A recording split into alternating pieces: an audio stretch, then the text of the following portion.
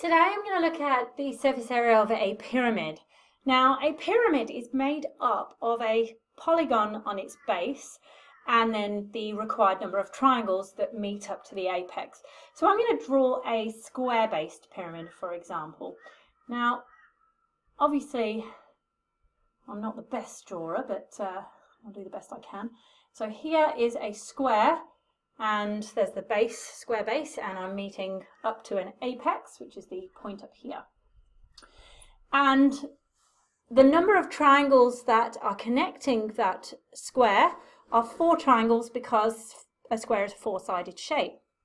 Similarly, you can get triangular base pyramids. And again, if the base is a triangle, then the base has 3 sides, so you're only going to have 3 triangles that are meeting the apex up at the top. And you can get any kind of polygon on the bottom. We could have a pentagon on the bottom, 5 sides, which would mean you would have 5 triangles that would meet the apex up the top. And what kind of information do you need to be able to calculate the surface area of a pyramid? Well, you've got to have the dimensions of the base. So in this case with the square, I'd need to have the length and the width.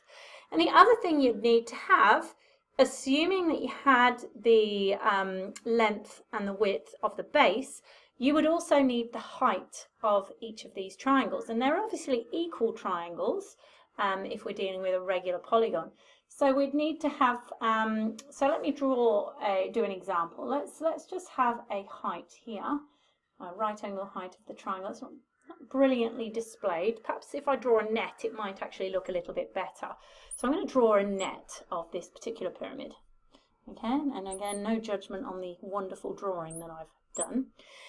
I'm going to put a square with 25, let's have 25 millimeters as the length and width of the square.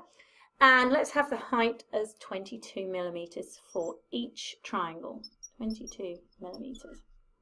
What we're going to do is work out the total surface area of this pyramid. So this pyramid consists of the square. So let's go total surface area. It's going to be s squared, or base times length, or width times length, whatever you want. I'm going to go s squared, plus 4 times triangles, which is a half base times height. So 4 of a half base times height. Substituting those numbers in then, so I've got 25 squared, I'm going to use for that, plus 4 lots of half times 25, because 25 is the base, and then the height is 22.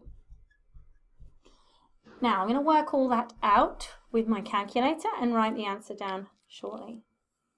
Okay, I've worked that out now, and it gives me 1,725, and of course I'm dealing with area, so millimeters squared.